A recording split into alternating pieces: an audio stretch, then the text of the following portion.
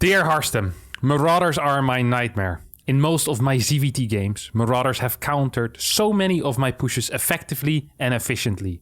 Both anti-armor bio units, as well as having such thick Thor armor.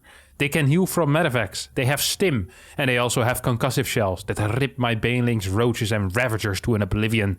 Even though I can win multiple engagements, my traits aren't effectively working.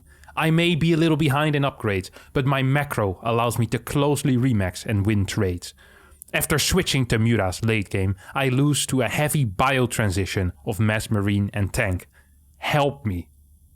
Name: Mooncakes, Race, Zerg, League Diamond at 3.1k MMR on the North American server. And I guess the question here is are Marauders imbalanced or do I suck? And we're here to find out. Alright Mooncakes, let's see what you've got. Well, first of all, a very fast, what is this, a third Overlord? A little bit quick, I like it. Quick on the supply, make sure you never get supply blocked. 6 links to start with as well, so an aggressive approach at defending the Reaper. Absolutely love to see it. Continued gas mining after starting the gas, and no third base, so opening up with a 2-base opener here, most likely. And that is viable. I've seen that work in the past for Zerg players, especially Zerg players that are a little bit lower level. Being aggressive in the early game can often really help at establishing a bit of a lead, and from there on out just kind of winning the game. You managed to push this Reaper away, which is nice. Get the injects going as well. Ooh.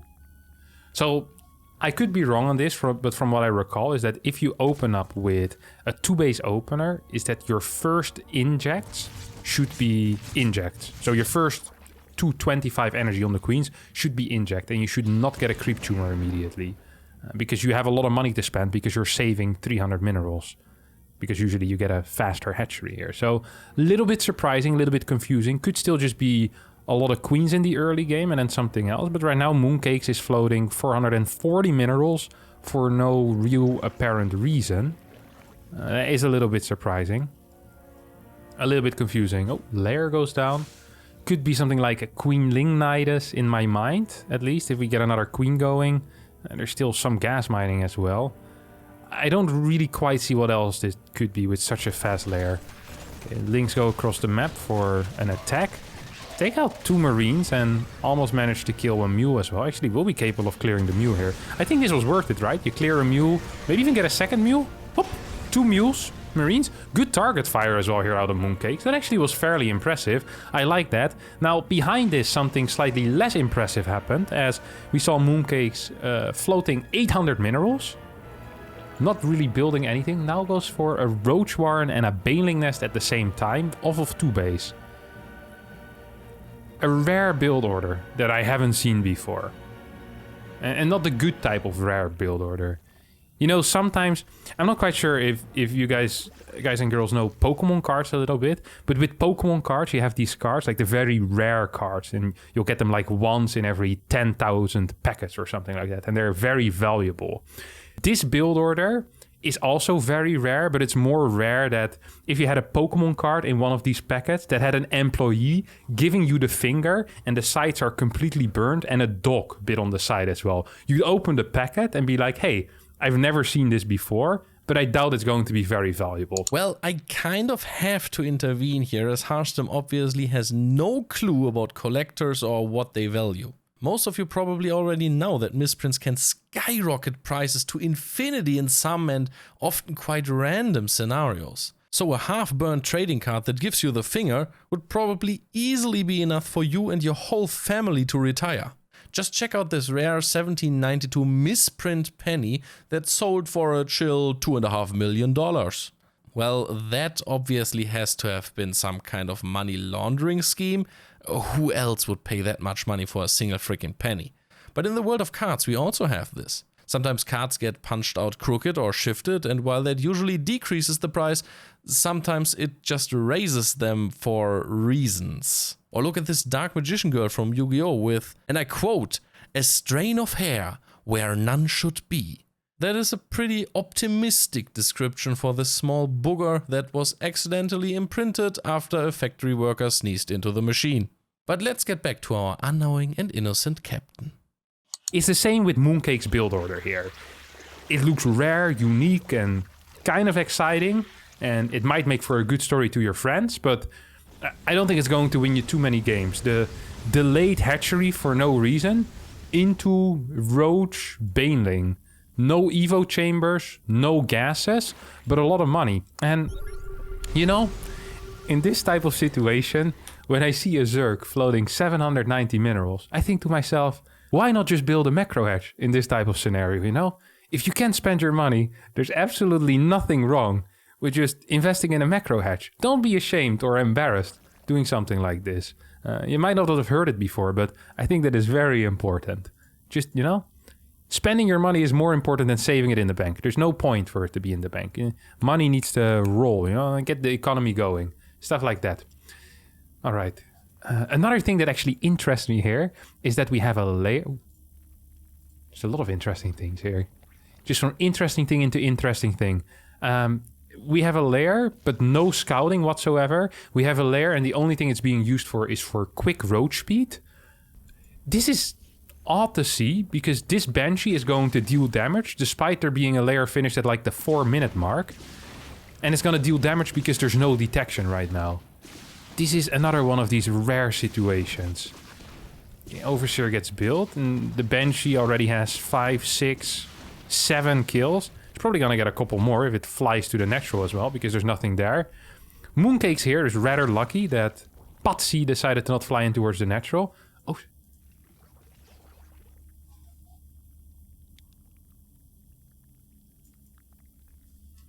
Surely he didn't build the Overseer at home to go scout across the map, right? Surely this Overseer was built in response to the Banshee. Why would you fly it across the map? After knowing there is a Banshee with Cloak nearby. You don't have spores in your natural. There's no spore in your third base. There might be a second Banshee on the way that could be coming towards the bottom side.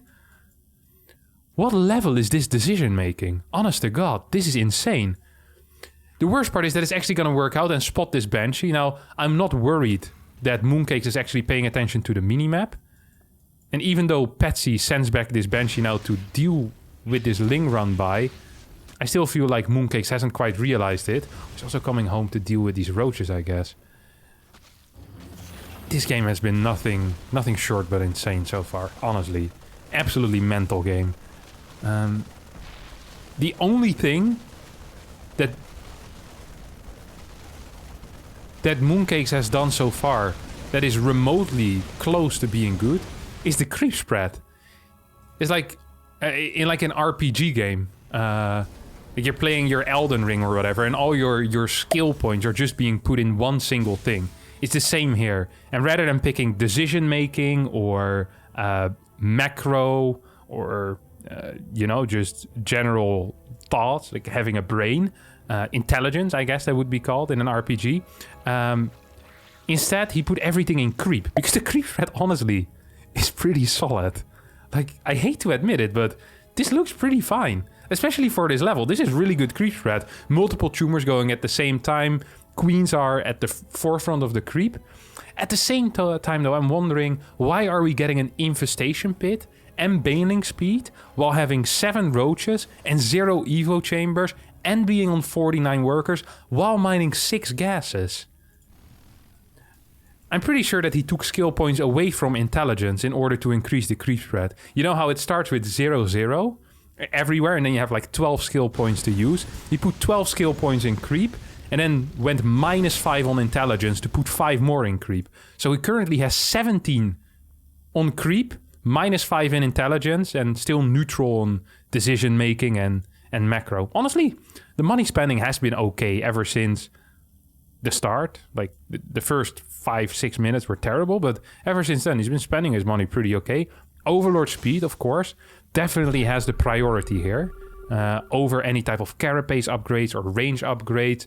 You want to make sure that your overlords move across the map rapidly. That way, next time you send an overseer into your opponent's bunker, it flies over at very high speed and you might actually get the safety. Smart stuff. A classic Ravager morph on the far right side of the map. Barely outside of tower range, actually. Oh, no, this is in tower range. Just showing off his units right now. It's like a modeling show. Look at them walk as well. Ravagers could be models. They kind of waddle their bumps as well with their... How many legs do they have? Like 8? 9? I think it's like 8 legs, no? 6? 6 maybe. 6 or 8 legs. I can't really see it. Like a spire-like creature. Maddening. Alright. So right now it's going to be 1-1 upgrades against 0-0. And we still have no evos as well. Okay, first 2 evos now at the same time as the hive. Oh, that is something that you don't really see too much. No anti-air to deal with the bench either, but there's loads of creep. Could actually move the queens forward. The funny thing is that this fight, if these tanks are unsieged, and if the bios connect, which they do, could actually be okay-ish for Moon. Okay, it wasn't great, but actually this was fine. Took out what? Like 2 tanks, a bunch of the marines as well. Could probably kill all of the workers here on the 3rd base right now. And it's probably the correct call to go for that as well, rather than attacking into this area where half of your Ravagers...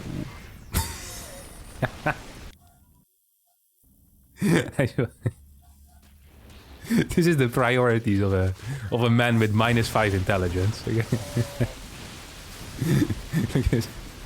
Goes up, gets hit by the tank. He's like, ooh, that's a lot of damage. Let me move back. But before I go home, let me attack this refinery and a little bit of damage on this command center as well before I leave. Brilliant stuff. I love it. Gets hit another time by the tank because of that. And the Banshee cleans this up. Now this army wasn't even that Marauder heavy. There's like 4 Marauders in here. Yeah, I have a feeling. Now, I don't want to speak too fast, like ahead of my turn. But I have a feeling here. And that feeling is that it might not be the Marauder that is giving you trouble, but it might be the fact that you don't have any upgrades and your opponent is already getting 2-2. Just a misdiagnosis from your end. And that is completely okay. It happens to the best, you know? No way, no way, no way. Who hasn't gone to the doctor and said, Doc, I have a little bit of pain in my shin and I'm not quite sure where it's coming from. And the doctor looks down and says, well, sir, it might have something to do with the fact that a crocodile is biting your leg currently. If you then tell your doctor, no, it's just my shin, you're an idiot. So I'll give you the opportunity here, you know, to in the future redeem yourself. I'm telling you right now, it is the upgrades and probably not the Marauders. But then again, I've only been playing this game for 12 years of my life. I could be incorrect. It could be that the Marauder is your real problem here. And in that case, I apologize. Maybe I spoke too soon. Maybe this game is going to show me exactly that the Marauder is the real issue in this game. Viable. It is possible.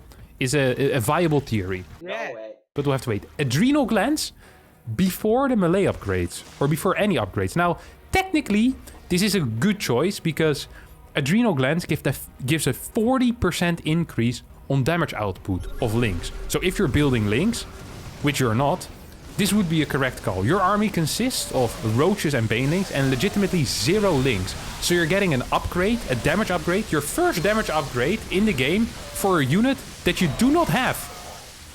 Now, this is impressive to a different degree. I don't even quite know how to put this into words. And despite all of these failures, you're still winning fights. Despite being down in upgrades, despite all your wrong choices, you're taking fights in the middle of the map that go your way. If I was the Terran here, I would be fuming, constantly clicking these roaches and ravagers, seeing that it's still 0-0 upgrades. I'd not only be extremely confused, I'd also be upset. If this Terran would scan you, by the way, he'd be even more upset, seeing like an infestation pit, a Hydra den, and a hive before a single upgrade. We're going into a situation now where there is 2-2 upgrades for the Terran and 0-0 upgrades still for the Zerg. Now, winning ZVT without upgrades is a little bit like doing the cinnamon challenge while having asthma.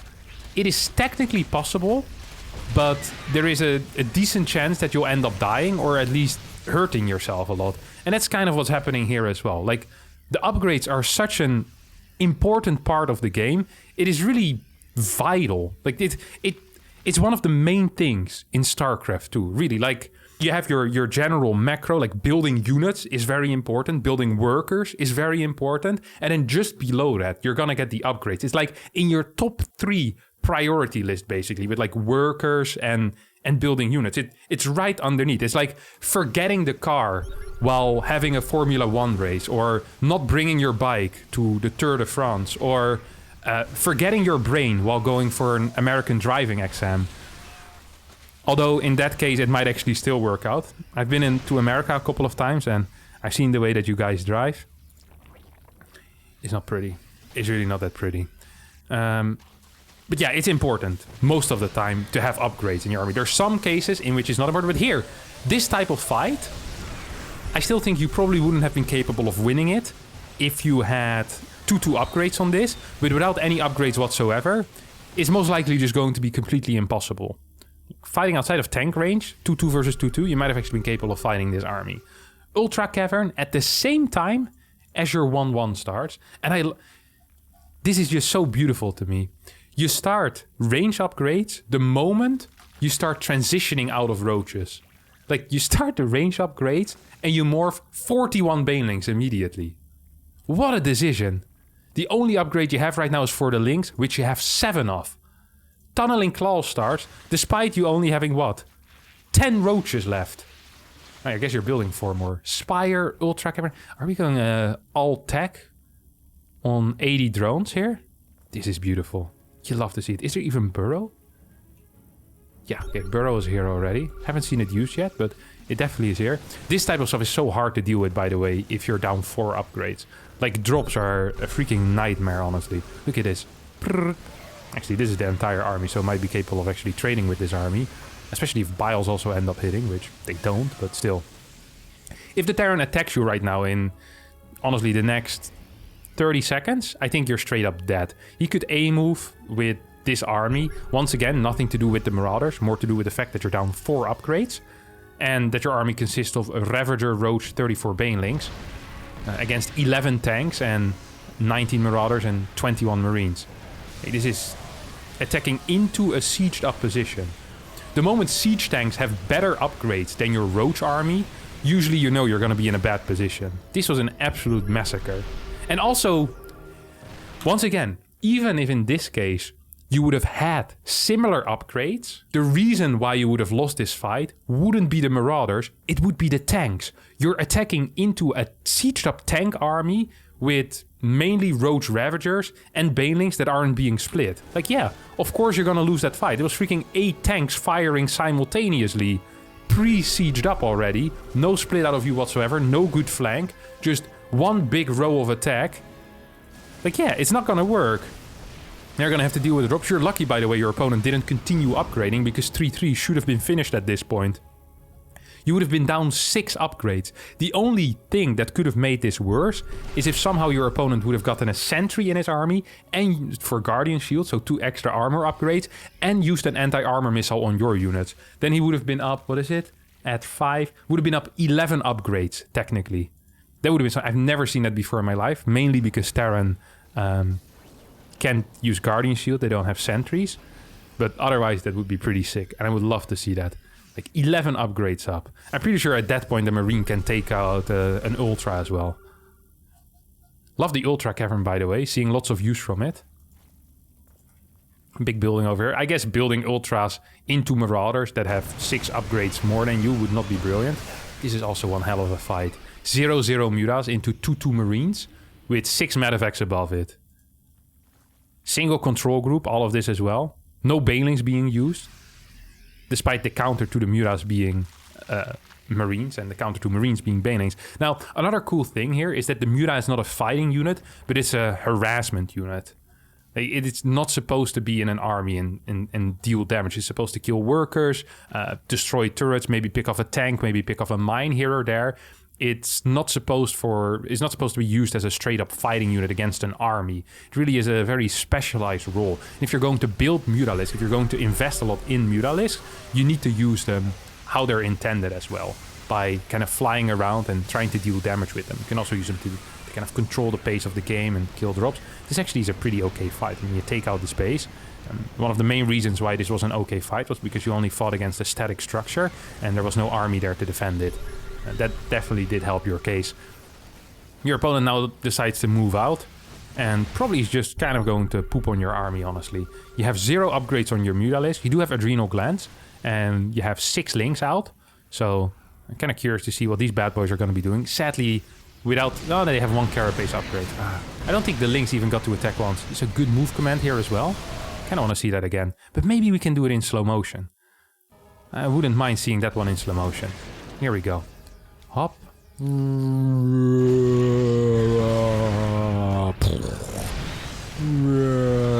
move. Lost 40 supply before the fight starts. Beautiful stuff. Love to see it. Tries to... I don't even think a single Marine went down here. He maxed out during the fight.